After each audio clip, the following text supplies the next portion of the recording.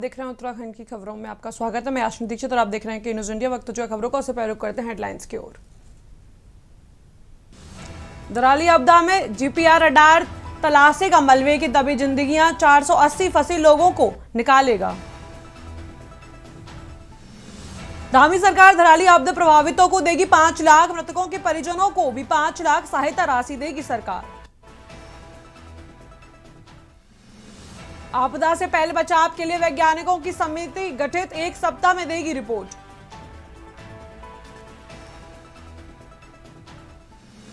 संक्रमित बीमारियों से बचाव के लिए आरआरटी टीमें गठित, स्वास्थ्य महकमा बरसात के सीजन में जल जनित रोगों के बढ़ते खतरे की आशंका।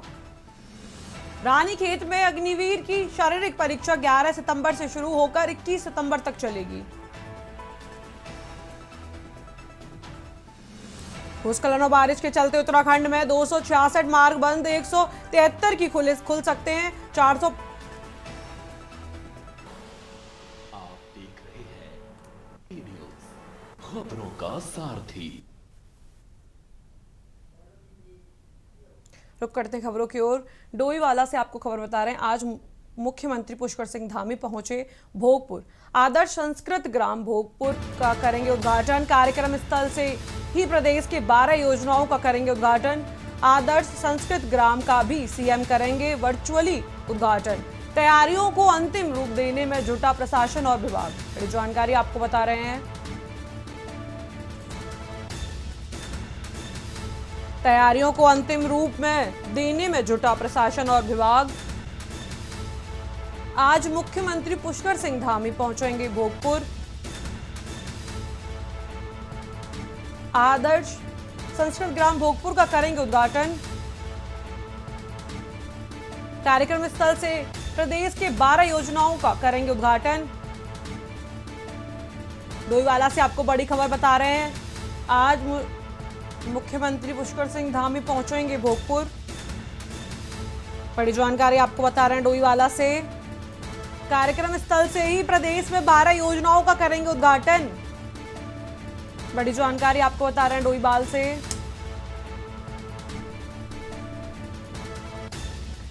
तैयारियों को अंतिम रूप देने में जुटा प्रशासन और विभाग। आज मुख्यमंत्री पुष्कर सिंह धामी पहुंचेंगे भोगपुर। बड़ी जानकारी आपको बता रहे हैं डोईवाला से। आदर्श संस्कृत ग्राम भोगपुर का करेंगे उद्घाटन। कार्यक्रम स्थल से ही प्रदेश के 12 योजनाओं का करेंगे उद्घाटन। बड़ी जानकारी आपको बता रहे हैं डोईवाला से। आज मुख्यमंत्री पुष्कर सिंह धामी पहुंचेंगे भोगपुर। बड़ी जानकारी आपको बता रहे हैं डोईवाला से।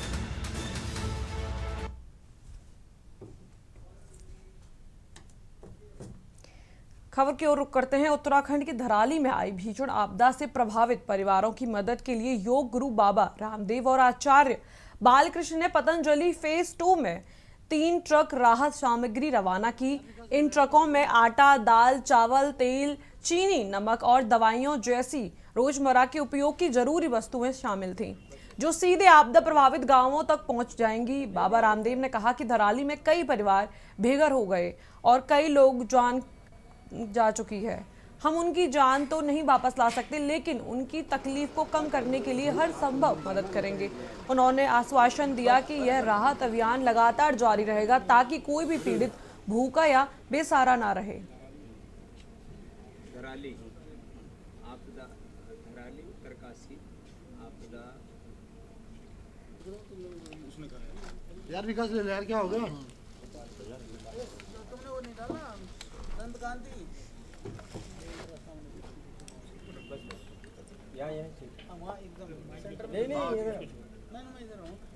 उत्तरकाशी, धराली, हरसिल की इस त्रासदी में खत्म हो गया। वो जीवन तो कोई लौटा नहीं सकता है। किसी की माँ, किसी का पिता, किसी के बच्चे, किसी का तो पूरा का पूरा परिवार इस बाढ़ में, इस आपदा में पूरी तरह से खत्म हो गए। लेकिन फिर भी जो बाढ़ से बहुत ज़्यादा प्रभावित, पूरी इस आपदा से, त्रासदी से जो बहुत ज़्यादा प्रभावित परिवार हैं, ऐसे 400-500 परिवार के बारे में अभी हमें जानकारी मिली। तो उनके लिए जो उनकी रोज़मर्रा की ज़रूरतों के हिसाब से जो भी नितांत आवश्यक है, ऐसे सारे आटा, दाल, चावल, मसाले से लेकर के खाने पीने के पात्र आदि तक भी सब हम इसलिए साथ में दे रहे हैं। न पर्व है, पर्व हमें खुशियाँ प्रदान करता है और हम संकल्प लेते हैं। रक्षाबंधन का अर्थ ये होता है कि हम अपने सामर्थ्य के अनुसार जिनकी रक्षा कर सकते हैं, चाहे वो हम पवित्र बहन हो, चाहे बहन के अतिरिक्त कोई भी समाज का व्यक्ति हो।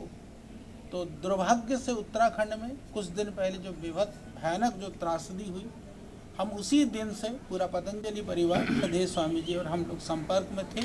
लगातार बातें हो रही थी, कई लोगों को कई तरह से हमने सहयोग भी किया। तो सरकार से, शासन से बात करने पर टोटल हमको लगभग लगा कि 400 के लगभग परिवार वहाँ पर इस त्रासदी में अत्यधिक पीड़ित हैं। तो उन 400 परिवारों को लक्ष्य कर करके उनके परिवार के लिए जो आवश्यक सामग्री है, कि यदि वो हमारे भाई बहन हैं, तो पतंजलि वैसे भी पहले से ही हमेशा किसी भी तरह की कोई भी आपदा और त्रासदी आई है। अगली खबर की ओर रुख करते हैं। 5 अगस्त को उत्तरकाशी के धराली के क्लाउड बस्ट होने से आई भीषण तबाही के बाद सेना, आईटीबीपी, एसडीआरएफ सहित तमाम रेस्क्यू एजेंसी और सरकार द्वारा राहत बचाव कार्य जारी किए।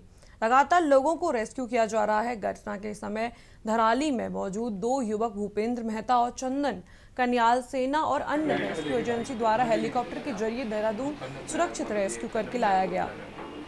दोनों युवक ऋषिकेश आईएसबीटी पहुंचे, जहां 2 अगस्त को देव बाइक रेटल एंड एडवेंचर से रॉयल एनफील्ड लेकर ऋषिकेश से गंगोत्री के लिए रवाना हुए थे, जो 5 अगस्त को धराली में उस वक्त मौजूद थे जहां बादल फटने के बाद आई इस तबाही के बीच एक होम स्टे के रूप में थे।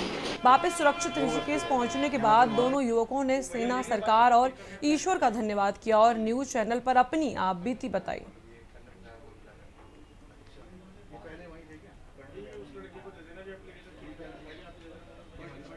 और तमाम जो रेस्क्यू एजेंसियां वो रेस्क्यू कर तमाम लोगों को यहां से अपने अपने गंतव्य के लिए सुरक्षित रवाना कर रही है। हमारे साथ 2 युवक जो थराली में उस समय हादसे में मौजूद थे जब वो फ्लश आया और क्लाउड ब्लस्ट हुआ। उसके बाद ये उस कॉटेज में मौजूद थे जहां पर वो हादसा हुआ है। इनसे पूछते हैं कि आप बीती क्या रही जब वो घटना हुई? आप वहीं पर मौजूद थे थराली में? जी सर, हम क्या रहा उस समय?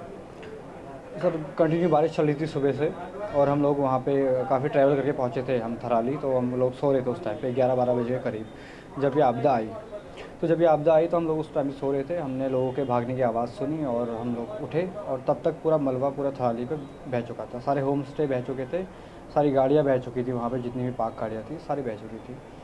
उसके बाद हम लोगों ने अपनी जान बचाने के लिए सोचा कि क्या करना चाहिए आगे। और नीचे हमारे लोग दबे हुए थे 3 लोग, तो हमने उनको बचाने की काफ़ी मशक्क़त की। वो रोप दिया, हाथ दिया, बट वो बच नहीं पाए। उसके बाद जब हमारा मकान टूटने की कगार में आ गया तब हम लोग वहाँ से हमने दूसरे माले से जंप किया नीचे मलबे में और क्रॉल करते करते रेंगते हम लोग अगले गाँव जो मुखानी है, मुखवा, वहाँ तक हम लोग पहुँचे जो वहाँ का ब्रिज है। तराई इमाम लोग कर रहे थे, आपने अपनी आंखों से देखा है, आप बच के सुरक्षित पहुँच गए हैं। किस तरह से यहाँ पर पहुँचे? हम लोग जी मतलब जैसे 5 तारीख को आपदा आई धराली में, उसके बाद हम लोगों ने अपनी अपनी जान बचाई। और उसके बाद तो हमको मतलब 2 दिन तो आर्मी कैंप में रखा और आर्मी कैंप में सब फूड, एकोमोडेशन सब वही लोग प्रोवाइड करवा रहे थे।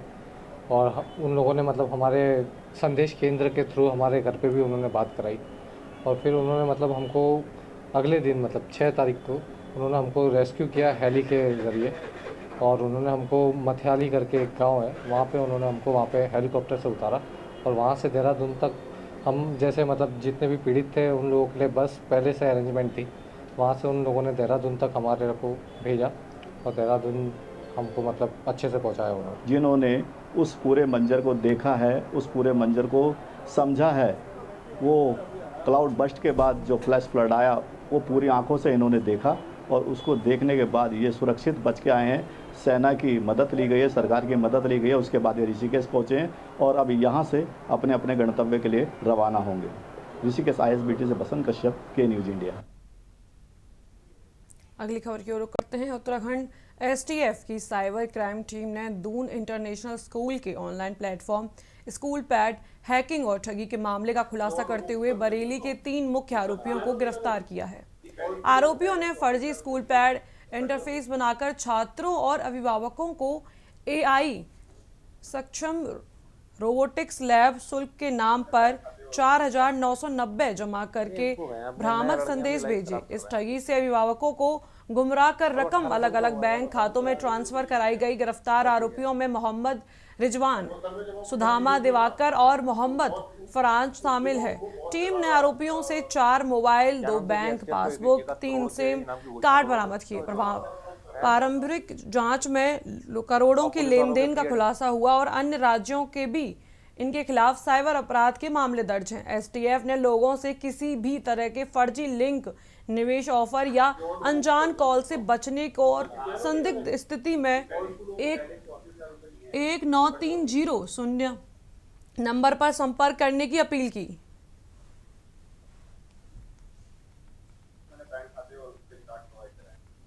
बेवकूफ है, अपने नए लड़के अपनी लाइफ खराब कर रहे हैं। आप देखते हैं, और वो 18 साल का हुआ है यार, बताओ क्या।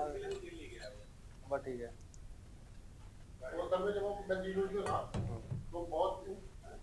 ये दून इंटरनेशनल स्कूल है, इनकी जो ऑनलाइन फी पेमेंट की जो प्लेटफॉर्म है स्कूल पैड करके, उसको हैक करके उसमें QR कोड जनरेट किया गया और उसमें अभिभावकों से 4,990 रुपये प्रत्येक पेरेंट से उसमें डिमांड की गई और उस संबंध में फिर एक FIR लिखी गई CCPS देहरादून में।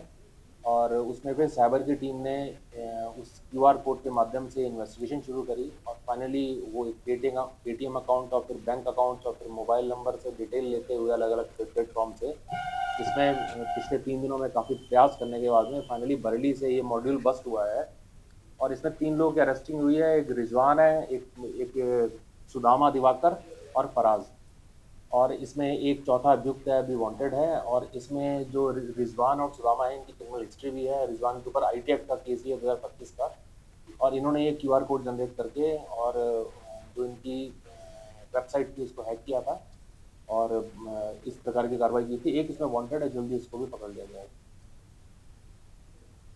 लक्सर बस अड्डे के पीछे बसेवी बाईपास रोड पर शनिवार सुबह 7 बजे गन्ने के खेत में एक युवक का शव मिलने से सनसनी फैल गई। खेत में भरे पानी से शव तैरता हुआ पाया गया। मृतक की पहचान 35 वर्षीय दिलसाद रूप में हुई। प्राथमिक जानकारी के मुताबिक पानी में डूबने से युवक की मौत हो गई, लेकिन मौत से सही कारण का खुलासा पोस्टमार्टम के बाद ही हो पाया। पुलिस ने सबको कब्जे में लेकर पोस्टमार्टम के लिए अस्पताल भेज दिया।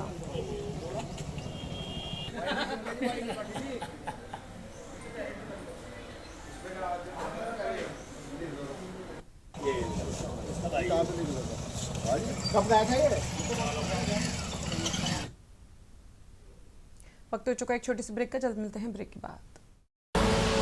आप देख रहे हैं के न्यूज, खबरों का सारथी। ब्रेक के बाद आप सभी का स्वागत है। उत्तराखंड के उत्तरकाशी जिले में स्थित धराली और हार्शिल गांव इन दिनों भीषण प्राकृतिक आपदा की मार झेल रहे हैं। यहां पहाड़ों की खामोशी में तन्हाई की चीखें अब महसूस की जा रही हैं। जिस धराली बाजार में कभी खूब चहल पहल रहा करती थी, वहां अब मलबे की कीचड़ के ढेर दिखाई दे रहे हैं। कई पुलों के बह जाने से जहां गांव का संपर्क टूट गया, वहीं धराली के कुछ दूर हार्शिल में भागीरथी नदी का बहाव अचानक रुकने से झील जैसी स्थिति बन गई। भूस्खलन और भारी मलबे के चलते नदियों का रास्ता रुक गया, जिससे हार्शिल में संकट और गहरा हो गया। ये बदलाव स्थानीय बंसिदों और किसी आने वाली बड़ी आपदा की चेतावनी जैसी मानी जा रही है।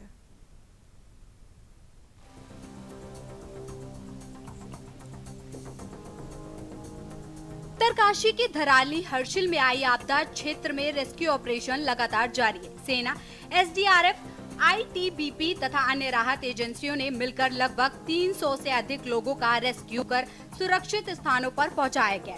मुख्यमंत्री पुष्कर सिंह धामी अधिकारियों के साथ बैठक कर रेस्क्यू ऑपरेशन की लगातार मॉनिटरिंग कर रहे हैं। बैठक के दौरान सीएम ने संचार व्यवस्था को भी बहाल करने के निर्देश दिए।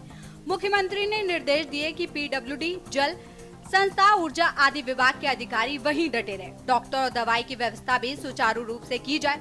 पोस्टमार्टम आदि की व्यवस्था वहीं मौके पर की जाए। मुख्यमंत्री ने मुआवजा वितरण की प्रक्रिया को जल्द से जल्द शुरू करने के भी निर्देश दिए। नेताला में अवरुद्ध मार्ग खोल दिए गए। मार्ग खुलते ही यहां फंसे लोगों को राहत और बचाव दल तेजी से काम कर रहा है। खाद्य विभाग तथा स्वास्थ्य विभाग की एक टीम बनाकर भी घटना स्थल के लिए रवाना की जा रही है। मुख्यमंत्री पुष्कर सिंह धामी ने आज आपदा ग्रस्त इलाके का पैदल निरीक्षण कर आपदा में हुई हानि की जानकारी ली। वहीं भीषण आपदा पर चमोली जिले के पीपलकोटी के समीप भनेर पानी में बद्रीनाथ राष्ट्रीय राजमार्ग खोलने के प्रयास दोनों ओर से किए जा रहे हैं।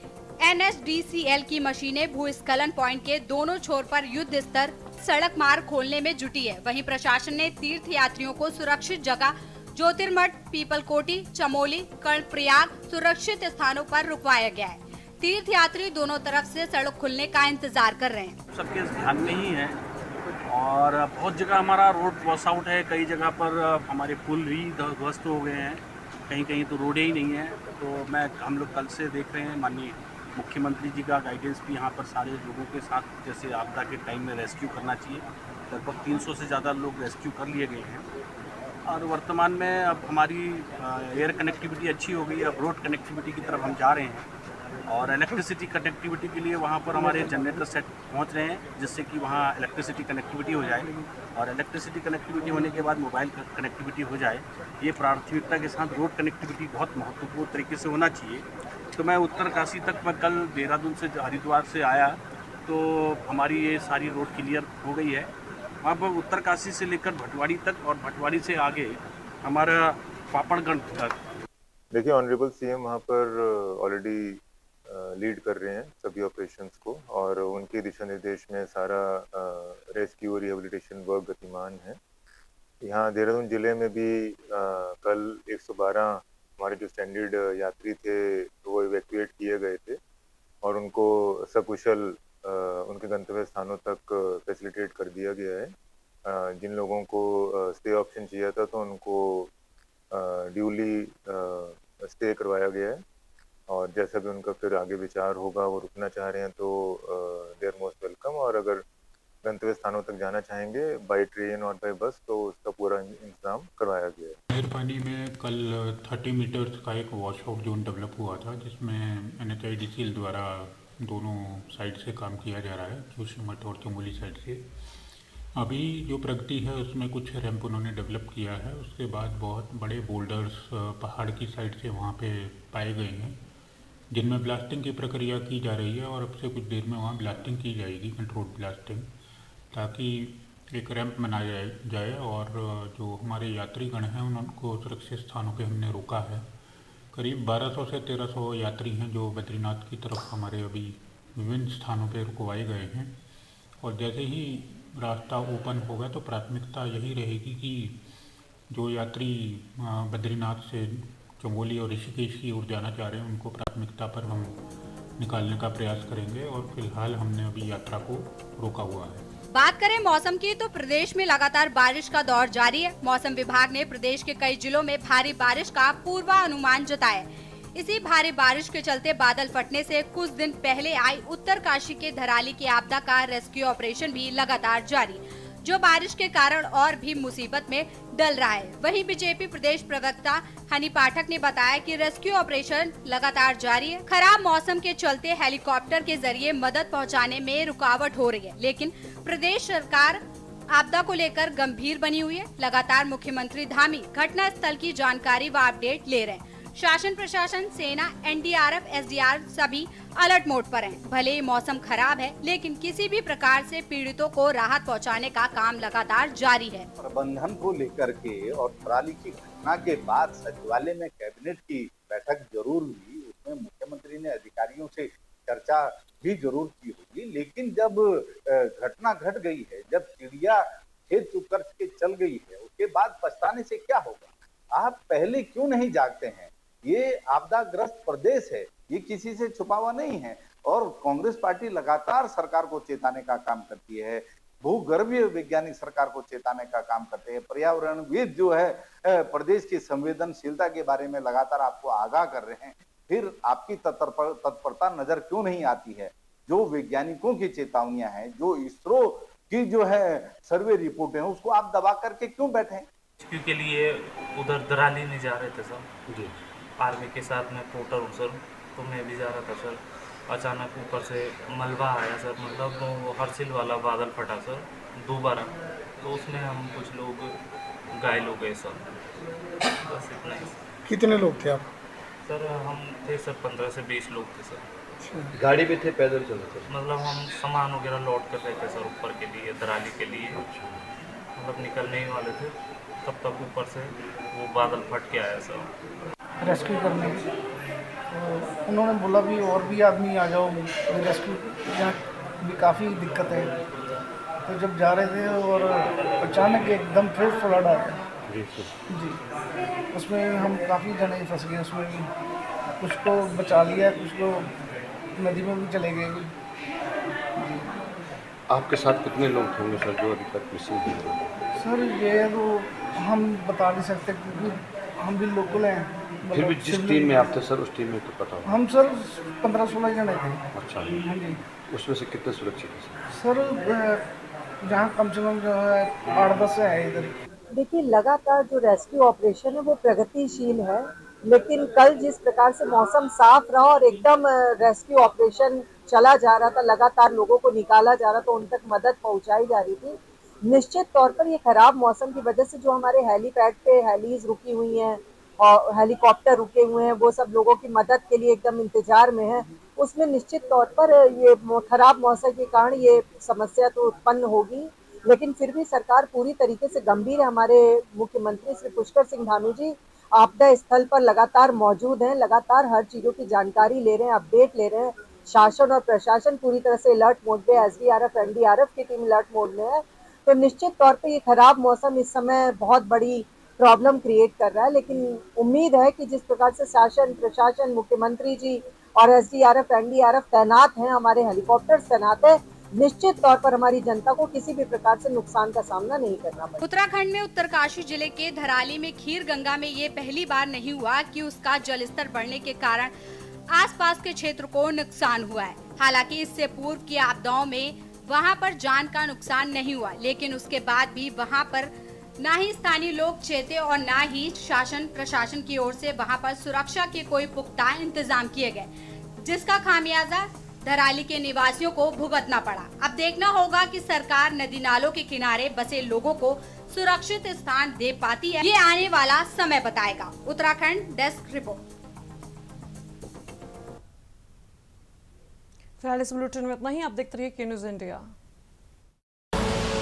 आप देख रहे हैं के न्यूज़, खबरों का सारथी।